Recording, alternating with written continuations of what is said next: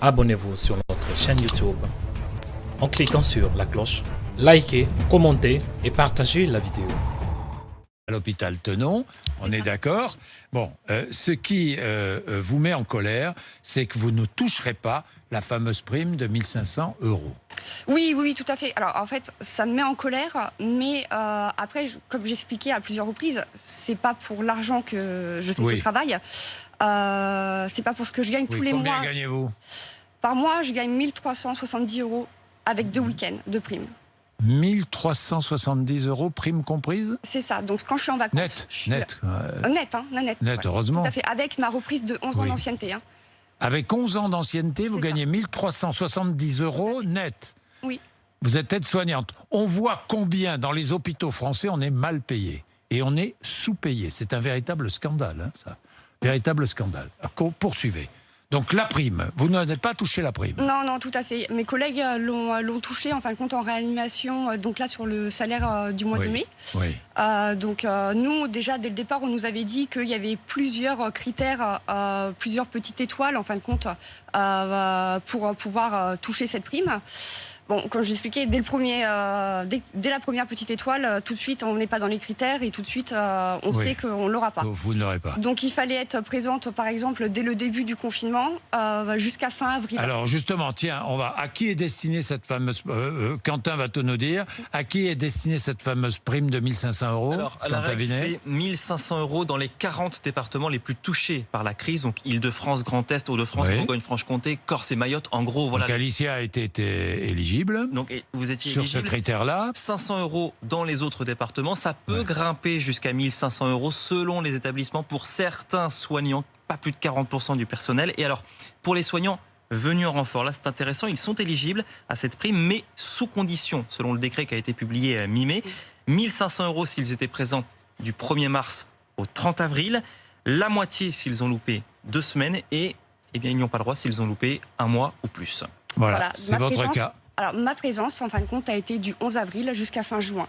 Sauf qu'aujourd'hui, oui, je suis en colère parce que... je suis en colère tout simplement parce que je suis venue en renfort et en fin de compte, depuis le déconfinement, on est complètement oublié. Donc, vous m'avez parlé des transports, mais je vous ai parlé des logements, mais il y a aussi les transports. J'ai aucune prise en charge, en fin de compte, pour mes allers-retours jusqu'à Thonon. J'ai aucune prise en charge pour rentrer chez moi à Montpellier, ça a mes frais. Non. Donc la SNCF, bien sûr, comme vous savez, a augmenté les prix des billets, donc c'est pas facile. Je suis pas la seule dans cette situation, et c'est vrai que là, en fin de compte, les patients, ils sont encore en réanimation. Je suis encore en contact du Covid, je suis encore considérée comme renfort, et on est complètement oublié, en fin de compte, par ce gouvernement et par nos directeurs, et on n'a aucune aide. Et c'est vrai qu'aujourd'hui, je suis fatiguée par rapport à ça, et c'est pour ça que j'ai fait. Je vais être honnête avec vous, j'ai fait une demande à mon directeur de rupture conventionnelle, parce que Vous voulez changer de métier? Oui, j'en ai marre. J'en ai marre parce que ça fait 11 ans que je fais des manifestations, ça fait 11 ans que j'essaye de défendre, on essaye d'avoir un minimum de reconnaissance parce que on aime notre travail, comme vous avez vu, enfin, c'est pas avec le salaire qu'on fait ce métier-là, mais c'est par amour. Moi, j'ai commencé ce travail-là, j'avais 19 ans. Aujourd'hui, j'en ai 31, je l'aime toujours autant, mais je suis fatiguée et ça joue énormément aussi sur ma santé et sur ma vie personnelle.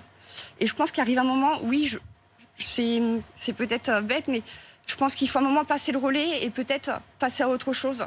Et malheureusement, je ne suis pas la seule soignante dans cette situation où on est fatigué, où voilà, on a juste envie d'être entendu, d'être valorisé au niveau des salaires. Et c'est vrai qu'aujourd'hui... Qu'est-ce qu'il faudrait pour que vous repreniez envie de...